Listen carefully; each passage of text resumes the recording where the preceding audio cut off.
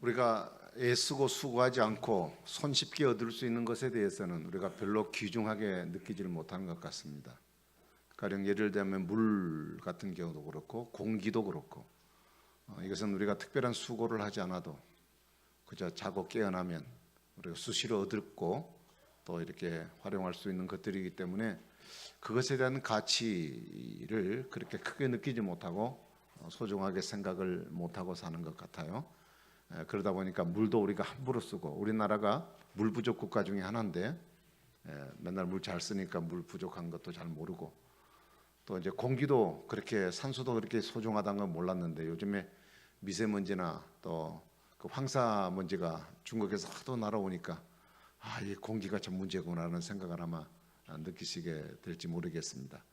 그러기 전까지는 우리가 그렇게 크게 많이 못 느꼈던 부분이 아닌가 생각합니다. 부모 문제도 마찬가지 같아요. 우리가 부모보다 먼저 태어난 것은 아니고, 우리가 태어나가 보니까 부모님이 계셨고, 그리고 부모님이 슬하에서 이렇게 보호를 받고 당연히 그 안에서 이렇게 살다 보니 부모 안에서 살아가는, 부모의 사랑과 그 은혜를 받고 살아가는 것이 그렇게 귀하고 중요하다 이렇게 생각을 하지 못하고 그냥 당연하게 생각을 하고 살아오다 보니까 그 부모에 대한 고마움을 잊어버리고 살 때가 많지 않았나 그런 생각을 합니다. 그러나 또 사람이라는 게 그렇잖아요. 또 세월이 항상 멈춰 있는 게 아니라 흘러가야 되기 때문에 어느 순간에 이제 내가 다 커서 또 시집도 가고 장가도 가고, 그래서 자식도 낳고 보니까 부모님 참 고생 많이 하셨구나. 그래서 부모님의 사랑이 어떤가를 깨닫고 딱 뒤로 돌아보는 순간 이미 부모는 우리 곁에 계시지 않는다 하는 것이 우리가 맞이하는 현실의 문제라 그렇게 생각을 합니다. 그래서 우리 세계마다 다 동일하겠지만 특별히 우리나라 사람들은 그 유교 문화 속에 살다 보니까 특별히 이 효에 대한 부분들을 굉장히 많이 강조를 하고 있습니다. 그래서 한국적인 효에 대한 개념이 한 몇 가지로 이렇게 정리가 되어 있습니다. 첫 번째는 부모님을 장수하도록 모시는 것이다 이렇게 되어 있어요. 연세 드신 분들 빨리 가셨으면 좋겠다. 연세 드신 부모님도 그러고 젊은 사람들도 그렇게 생각을 하시겠죠. 말은 안 해도. 그런데 우리나라의 효의 개념 보면 부모님을 장수하도록 모시는 것입니다. 물론 죽고 사는 것이 사람에게 달린 것은 아니지만, 그러나 부모님이 장수하여서 내 곁에 늘 계시기로 그렇게 생각하고 그런 마음으로 모셔야 된다는 거죠. 그 다음에 두 번째는 편하게 모시는 거예요. 먹고 마시고 입고 거처하는 모든 것은 물론이고 마음까지 편하게 해드려야 합니다. 근데 이제 연세 드시고 나면 그 위치가 위치니만큼 또 젊은 우리 자녀들 앞에서 눈치를 봐야 하는 그런 상황들이 생기다 보니까 오늘 현대의 사회는 굉장히 어려운 일이겠지만 어쨌든 편안하게 사시도록 그렇게 모셔드려야 된다는 거예요. 그 다음에 세 번째로는 가문을 소중히 여기는 것입니다. 다시 말하면 그 가문의 대를 이어가는 겁니다. 우리나라도 그 중에 하나이지만 요즘 젊은 사람들 결혼을 잘 안 하려고 그래요. 그리고 결혼해도 아기를 안 낳으려고 그래요. 여러분, 결혼하지 않는 것과 또 결혼 후에 자녀를 갖지 않는 것, 이것은 사실 어떻게 하면 부모에게 불효하는 거라 볼 수 있어요. 왜냐하면 그는 부모의 마음을 아프게 하는 것이기 때문에 그렇습니다. 저도 우리 큰딸을 이제 34살에 이렇게 결혼을 2년 전에 시켰습니다마는 결혼하니까 되게 속이 타요. 저는 원래 또 말을 잘 안 하지만 말 안 하지만 안 하는 사람이 속이 더 타는 거예요, 사실. 그래서 저는 빨리 안 가나 늘 그렇게 생각을 했는데, 그래도 하나님이 어느 순간에 그냥 탁 그 짝을 만들어 주셔가지고 이렇게 결혼해서 가니까 얼마나 속이 편한지 모르겠어요. 그래서 효도는 딴 게 아니다, 결혼해 갖고 하는 게 효도다 그런 생각이 들더라고요. 근데 또 결혼해서 또 이제 원래 선천적으로 이렇게 또 불임이 되신 분들은 어쩔 수 없는 일이지만 아이를 낳을 수 있는데도 불구하고 아이를 잘 안 낳고 하나 놓거나 또 안 놓고 이렇게 하는 것도 사실 이 동양적 사고에서 바라볼 때 부모에게 효하는 부분은 아니다 그렇게 생각을 합니다. 그래서 자식을 낳아서 그 대를 쭉 이어질 수 있도록 그렇게 하는 것입니다. 지금 제가 말씀드리는 것은 우리 한국적 윤리 사고에서 말하는 지금 효에 대한 얘기입니다. 그 다음에 네 번째로는 가문의 명예를 소중히 여기는 겁니다. 옛날에는 과거를 보는 일이 있었어요. 그래서 자식이 과거에 급제하면 효자가 됩니다. 그래서 가는 곳마다 우리 자식 자랑을 하게 되고, 그래서 그것이 부모의 마음에 늘 기쁨이 되는 그런 생활을 해왔던 것이 우리 조상들이 그 자식으로서 부모에게 했던 일이라고 볼 수 있습니다. 자, 그러면 오늘 이 본문의 말씀에서 보면 잠언 23장에 보니까 우리가 정말 효자가 되려면, 좋은 딸, 좋은 아들이 되려면 우리가 꼭 마음에 새겨야 할 부분이 있다는 얘기죠. 그것이 22절에 보면 이렇게 얘기를 하고 있습니다. 너 낳은 아비에게 청종하고 그랬어요. 이 청종하라는 말은 현대어 성경에 보면 순종이라는 말로 되어 있습니다. 그러니까 왜 부모에게 순종을 해야 되느냐라고 말한다면 너를 낳았기 때문이다, 이렇게 얘기했어요. 다시 말하면 너를 낳은 부모이기 때문이라는 말은 부모라는 그 존재 그 자체를 우리가 소중하게 여길 줄 알아야 한다는 얘기죠. 이 한강의 물이 혹은 또 그저 낙동강의 물들이 발원하는 지역이 어디 태백 어디라고 그러잖아요. 태백에서 어디서 솟아나는 물이 하나의 이 도랑을 이루고 나와서 나중에 이제 강을 이루고 강이 바다를 이루게 되지 않습니까?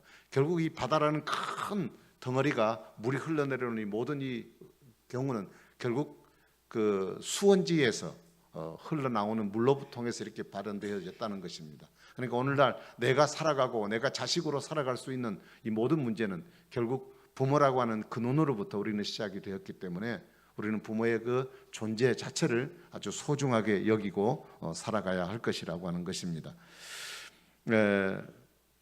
그래서 에베소 6장 1절에 보면 자녀들아 너희 부모를 주 안에서 순종하라, 이것이 옳은 일이다 라고 하셨습니다. 옳다는 얘기는 우리 모두에게 옳다고 인정을 받을 수 있는 보편적인 그런 기축이 되어야 된다는 것입니다. 이건 단순히 기독교 윤리에서만 사용되는 말이 아니라 어느 사회 어느 문화에서든지 이 효도라고 하는 것, 이것은 반드시 기준이 되는 행위로 우리에게 말씀을 하고 있습니다. 그래서 하나님께서 이 세상을 창조하실 때 부모를 먼저 지으시고 그리고 자녀를 그 부모 밑에서 태어나게 하신 것은 그 자녀가 부모에게 순종하도록 그렇게 가정의 질서를 하나님이 정하여 놓으셨다는 그런 말씀입니다. 자, 그렇게 살아갈 때 골로새 3장 20절에 보니까 주님을 기쁘시게 하는 일이라 그랬어요. 연세가 드시고 나면요, 때로는 그 말하시는 말씀이 비현실적이고 때로는 전근대적인 그런 말을 할 수 있을지 모르겠습니다.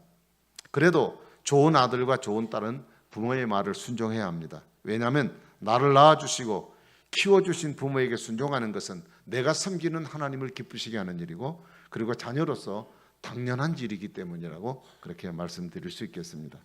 그래서 22절에 또 말씀하기를 너 늙은 어미를 경히 여기지 말라. 경히 여기지 말라는 말은 가볍게 여기지 말라는 얘기예요. 너의 부모를 공경하라. 공경하라는 말은 무겁게 여기라, 귀중하게 여기라는 뜻입니다. 그 공경이라는 말이 사실 어디서 나왔냐면 이 간이라는 말에 나와서 간. 우리 인체의 그 장기 중에서 이 간, 유대인들은 인체의 그 장기 가운데서 간이 제일 무게가 많이 나간다고 생각을 했습니다. 그래서 부모님을 자기 몸에 있는 간과 같이 무겁게 여기라, 이렇게 사용을 했다고 합니다. 여러분, 부모님이나 어른들의 말을 잘 듣지 않는 사람들은 대체적으로 어떤 사람입니까? 자기보다 못하다고 생각할 때 사람을 멸시하고 무시하게 되어 있습니다. 이런 사람들은 부모나 그리고 윗사람에게 말을 듣지 않고 오히려 그들을 비웃는 사람이 되는 겁니다. 그래서 신명기 27장 16절에 말하기를 부모를 경홀히 여기는 사람은, 가볍게 여기는 사람은 저주를 받을 것이다. 그렇게 성경은 단언하여 말씀을 하고 있습니다. 그 중국 고전 가운데 그 예기라고 하는 곳에 보면 부모님께 효도하는 것에 세 가지를 얘기했어요. 제일 으뜸의 효도가 뭐냐? 부모님을 존경하는 것이다 그랬어요.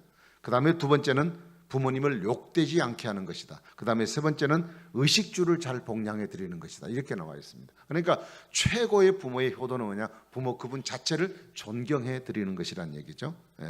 그래서 부모는 공경의 대상입니다. 존경하는 마음이 없이 하는 사랑은 결코 그것은 효도가 될 수 없다는 것을 말씀하고 있어요. 자, 이렇게 부모님을 잘 섬기고 순종하고 공경하는 사람들에게 에베소 6장 2절 3절에 말하기를 땅에서 잘되고 장수한다, 그렇게 말씀을 하셨습니다. 오래 사는 사람, 그리고 하는 일이 잘 되는 사람, 그런 보편적으로 부모에게 순종하는 사람이라고 하는 겁니다. 그래서 효라고 하는 것은 장수하고 그리고 성공하는 모든 형통의 비결을 효라고 하는 사실로 성경은 우리에게 지적을 하고 있습니다. 그래서 24절은 이렇게 말하죠. 의로운 아비는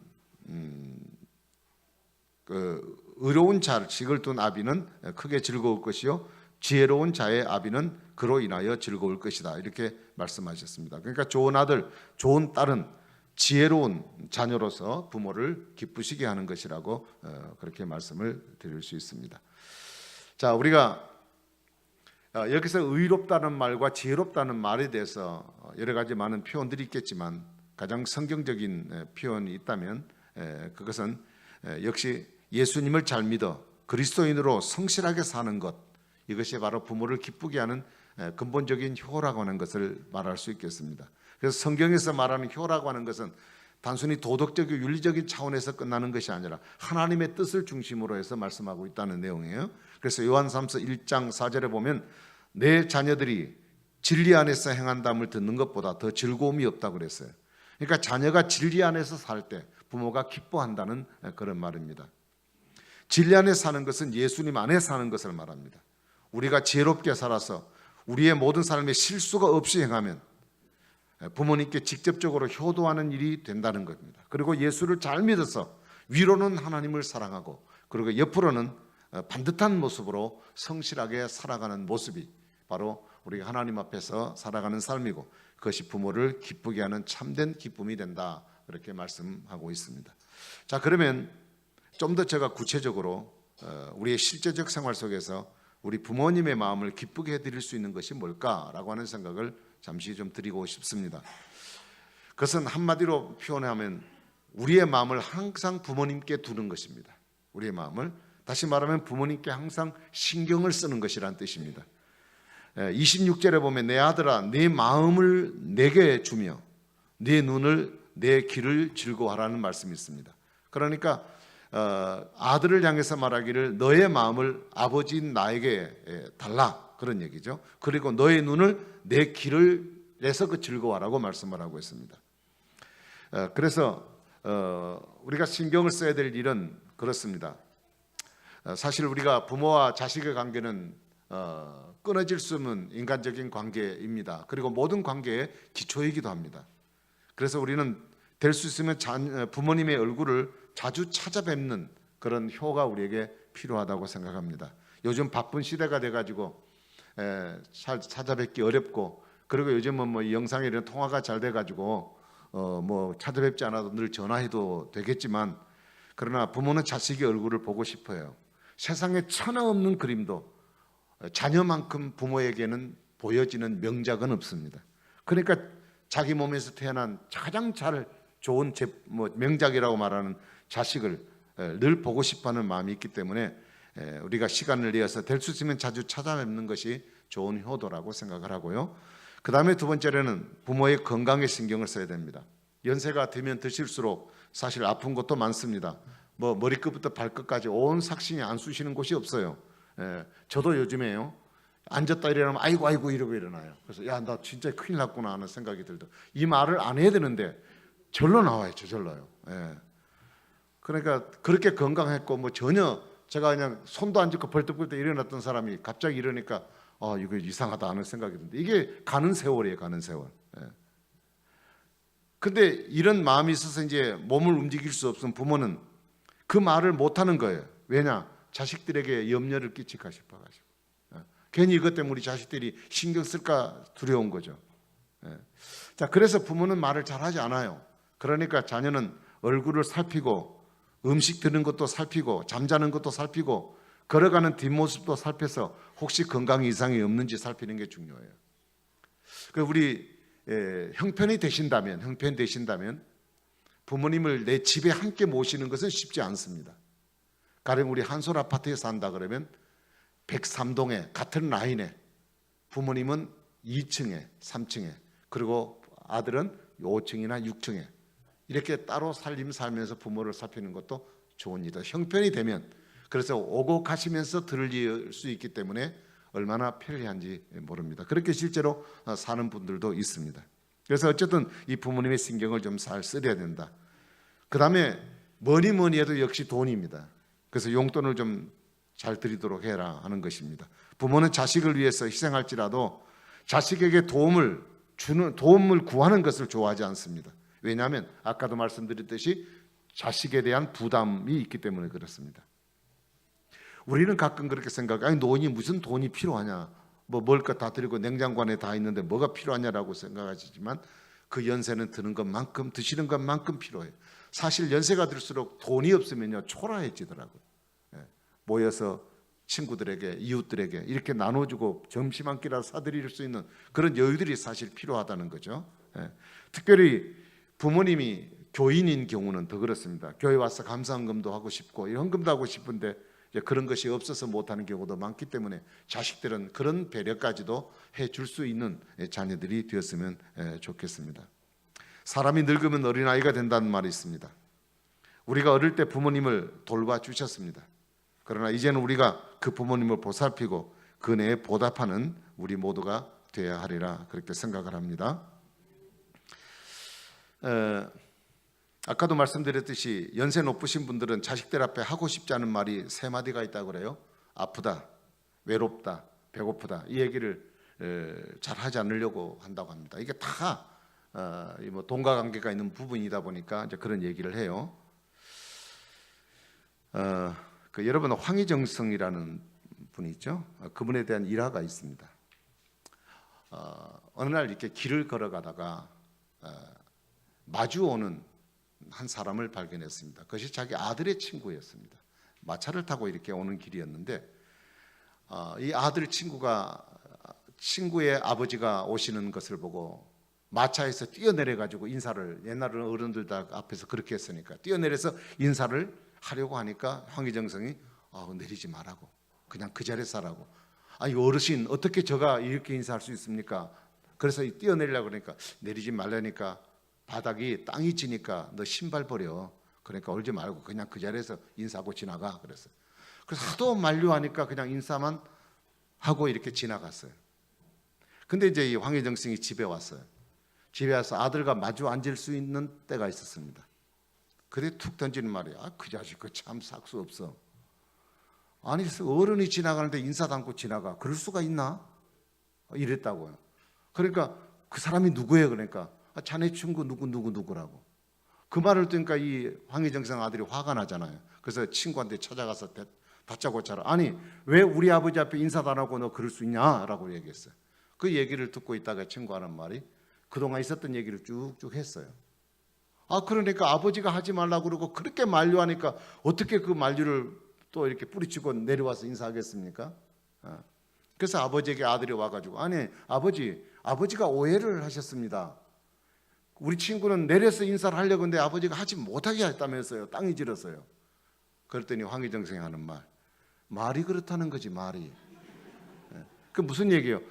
이 황희정성은 내려와서 인사해 주기를 바라는 거예요. 근데 말이 아이고 번거로운데 그냥 하지 마 이런 얘기란 얘기예요. 근데 그걸 알아듣고 해야 되는데 젊은 사람이니까 못 알아듣고 그냥 액면 그대로 받아들인 거예요.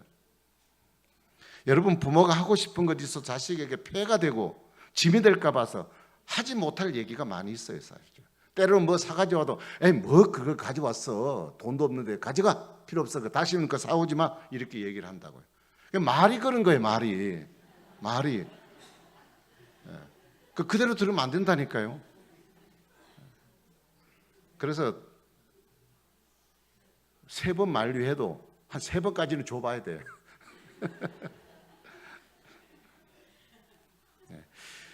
여러분 부모님의 그 자식을 향한 마음은 언제나 변함없이 자식의 형편을 늘 염려하고 삽니다. 내가 조금 힘들어도 자식이 잘 될 수 있고 그들이 편할 수 있다면 그쪽을 택하는 것이 사실 부모입니다. 그렇다고 부모에게는 그런 것이 필요 없느냐? 그렇진 않아요. 필요해요. 근데 자식을 생각하는 마음이 앞서다 보니까 그런 얘기를 하는 거예요. 그러니까 그 마음을 여러분이 잎이 좀 헤아릴 수 있는 마음이 정말 필요하다라고 생각을 하는 것입니다. 하나 더 얘기를 하겠습니다. 조선시대에 어떤 왕이 서울을 떠나서 개성으로 이렇게 행차를 하게 되었습니다. 그리고 왕이 어디에 지방을 행차하게 되면 이제 그 동선을 이렇게 방을 붙이잖아요. 지방마다 왕이 이제 언제 폐하께서 언제 우리 지방에 온다고 이제 방을 붙이잖아요. 근데 오랫동안 병석에 누워 있었더니 나이 많으신 어머니가 이 소문을 들었어요. 그리고 왕이 보고 싶었어요. 그래서 하루는 아버지를 불러, 아범, 내가 태어나가지고 우리나라 임금님도 한 번도 용안도 뵙지 못하고 내가 이렇게 그냥 죽을 것 같다. 그러니 마침 우리 가까운 지역으로 온다 그러니 한번 나를 보게 해달라. 그렇게 소청을 했어요. 그러니까 요청을 하니까 아들이 그렇게 하시겠다고. 그래서 왕이 지나가는 길에 이 동네에서 50리를 가야 돼요. 그래서 50리를 어머니를 얻고 이제 그 50리 길을 갔습니다. 뭐 왕의 앞에 가서 볼 수는 없으니까 먼 발치에서 봐야 되는데, 그래서 이 발을 꼰지 세우고 이렇게 어머니를 얻고 이렇게 보았습니다. 근데 마침 그 길을 가다가 왕이 그것을 보았어요. 참 기특하구나, 그렇게 생각을 하고 이제 이 일을 다 마치고 이제 그 궁궐로 돌아갔습니다. 그래서 신하를 불러가지고 우리가 그 어느 동네 가서 보았던 그 엄마를 얻고 있었던 그 사람 찾아갖고 궁궐로 불러들이라. 그래서 소문 내가지고 불러들였어요.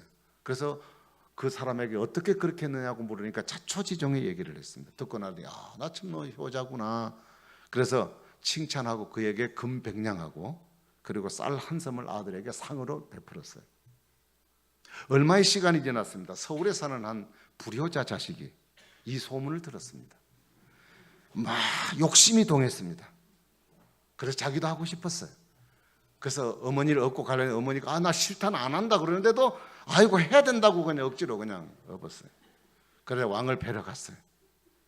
그랬더니 어떻게 왕을 만났어요. 그래서 왕이 너무 기특해가지고 그 사람 데려오라. 그래가지고 금 100냥을 내가 상급으로 내리겠다 그랬더니 신하들이 만류하는 말이, 폐하여 그놈은 나쁜 놈입니다. 동네에서 불효자 중에 불효자입니다. 그거 돈이 탐나서 그런 거예요.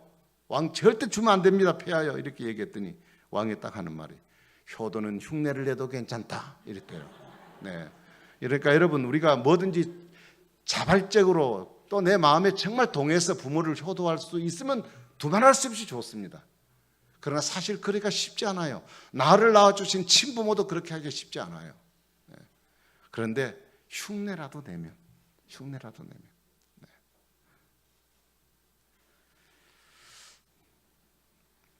말씀을 마쳐야 될 것 같습니다.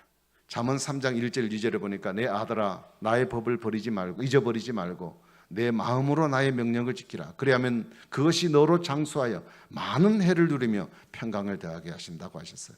여러분, 부모를 공경하는 것은 내가 잘 되는 길이에요. 여호와를 경외하는 사람은 부모에게도 똑같이 하나님께 경외하듯이 부모도 공경하게 되어 있습니다. 하나님을 내가 섬기고 하나님을 사랑한다고 공경하면서도 나를 낳은 부모를 거역하고 사는 사람이 있다면 그 사람은 하나님 믿는다는 말이 거짓말이라는 얘기예요. 성경은 부모를 공경하라고 그랬어요. 효도 자체가 복입니다. 효도가 있는 가정에 복이 있어요. 효자는 효자를 낳습니다. 나라의 충신은 효자의 가정에서 나오는 거예요. 여러분 자녀를 교육을 바라고 싶으면 많은 돈 들여서 공부를 시키는 것보다 더 중요한 것은 여러분 자신부터 효하는 일을 자식이 보는 앞에서 하십시오. 그러면 그 자녀를 그것을 보고 그대로 자라게 될 것입니다. 효는 문화의 유산이나 혹은 도덕이 그치는 것이 아닙니다. 성경이 가르쳐준 진리고 그리고 하나님의 명령이고 하나님의 뜻입니다. 세상이 아무리 변한다 할지라도 이 원리와 이 법칙은, 이 진리는 결코 변하지 않습니다. 사랑하신 여러분, 좋은 아들, 좋은 딸 되셔서 부모님 잘 건강하시기를 바랍니다.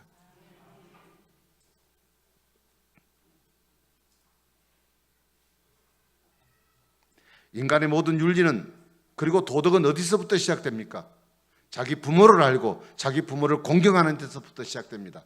이것이 허물어지면 이 세상의 윤리와 도덕은 다 허물어지는 것입니다. 부모님을 잘 공경할 줄 아는 사람은 하나님을 잘 섬길 줄 아는 사람입니다. 오늘 어버이 주일을 맞이해서 그동안 찾아뵙지 못한 부모님을 찾아뵙고 또 하나님 안에서 부모와 자녀가 서로 사랑함으로 우리의 복된 가정을 이루어 여러분 가정이 하나님 주시는 축복을 길이길이 누리는 우리 모든 성도들 되기를 주의 이름으로 축복합니다. 기도하겠습니다. 이 시간 함께 우리가 기도하겠습니다. 오늘 우리가 부모 어버이 주일을 맞이해서 우리 부모님에 대한 우리의 생각들을 가지고 하나님 말씀 앞에서 우리가 어떻게 살아가야 될 것인가 생각하고, 그동안 우리가 최선을 다하지 못했다면 다시 한 번 더 생각하고, 우리보다 앞서가실, 언젠가를 돌아가실 분, 우리가 효도하는 것은 내일로 보지 말고 오늘 살아계신 것 같은 마음 갖고 하라는 말도 있습니다. 우리가 그런 마음 가지고 효도할 수 있게 도우시고, 특별히 우리 부모님들이 예수를 믿지 않은 분들이 계신다면 가장 큰 효도는 그들이 예수 믿고 그들이 천국 가는 일입니다. 이 소중한 일들을 위해서 우리가 자녀로서 역할을 잘하게 해주시도록 기도해 주시고, 이 땅에 우리 교회 안에 계시는 우리 또 어르신들, 살아계신 날 동안 건강하게 하나님 믿는 소망 가지고 승리하고 살아갈 수 있기 위해 같이 기도하도록 하겠습니다. 우리 한번 1분 동안만 기도하겠습니다. 자비로우신 하나님 아버지, 은혜와 사랑을 감사합니다. 하나님의 말할 수 없는 축복과 은혜 가운데서 우리에게 사랑하는 소중한 부모님을 우리에게 주시고 또 부모님을 섬길 수 있도록 우리에게 은혜 주신 것을 감사합니다. 하나님 아버지, 부모가 없이 우리가 어떻게 세상에 태어날 수 있겠습니까? 하나님께서 주신 생명, 부모를 통해서 우리에게 생명 주셨고, 그를 통해서 오늘은 내 삶이 가능하고 지금까지 내가 살아올 수 있었습니다. 주여, 내 생각과 내 고집, 내 형편에서가 아니라 나를 낳아주신 부모님의 깊은 생각과 그 뜻을 생각하고 우리가 하나님을 섬기고 사랑하듯이 부모에 대한 마음을 가지고 부모에게 효도하고 살아갈 수 있는 우리가 되도록 도와주시옵소서. 이 땅의 참된 윤리, 참된 도덕은 하나님이여 주님을 섬기는 마음을 가지고 부모에게 효도하는 일입니다. 부모를 효도하는 것 그 자체가 우리에게 있어서 가장 중요한 기본인 것을 압니다. 하나님 아버지, 우리 모든 성도들에게 이러한 마음 가지고 정말 이 땅에 하나님의 뜻을 이루는 거룩한 하나님의 사람들로 살아갈 수 있도록 도와주시옵소서. 우리 부모님 가운데 아직 예수 믿지 않는 부모님들 있다면 예수 믿고 살게 하시고 천국 소망 가지고 살아갈 수 있도록 전도하는 일에 힘을 쓰게 하여 주시옵소서. 이를 통하여 우리의 자신뿐 아니라 우리의 가문이 예수 그리스도 안에 복을 받게 하여 주시옵시고, 하나님의 축복을 모든 세상 사람들 앞에 전파하며 주의 뜻을 이루어 살아가는 부족함이 없는 저들의 삶이 될 수 있도록 주님이 우리 가운데 함께하여 주실 줄로 믿습니다. 주여 도와주시고 역사해 주시옵소서. 감사하고 예수님 이름으로 기도하옵나이다. 아멘. 나를 낳아주시고 오늘의 나를 존재하도록 하나님을 통해 생명을 주신 우리 부모님의 그 존재를 인정하고 그분을 통해서 우리가 이 땅에 태어났고 지금까지 살아왔음을 생각하고, 나를 키우고 길러주시느라 많이 힘들었고 수많은 부딪히는 세월 앞에 또한 견디지 못하여 힘들었고 고통스러웠던 세월들, 그로 인해 지금의 초라하고 늙어진 모습으로 서 있는 부모님을 생각하면서 자식으로서 해야 할 일들이 무엇인가를 바로 알고, 우리가 부모 앞에서 성실한 모습으로 우리가 하나님을 사랑하고 섬기듯이 부모에 대한 마음을 가지고 부모를 공경하고 살아갈 수 있도록 은혜를 베풀어 주시옵소서.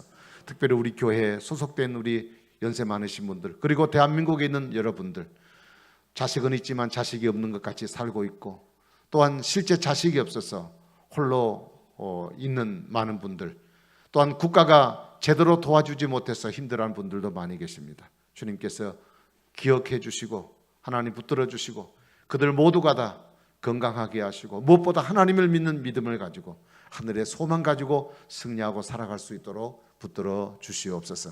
우리 후대들 하나님 주신 축복 누리고 살아가기 위하여 부모님에게 효도하는 이 소중한 일들을 꼭 잊어버리지 않고 우리가 열심을 다해 효도하는 우리 모든 좋은 아들 딸들 되도록 축복해 주시옵소서. 예수님 이름으로 간절히 기도하옵나이다. 아멘. 찬송 드리겠습니다. 찬송 579장 찬송을 드리겠습니다.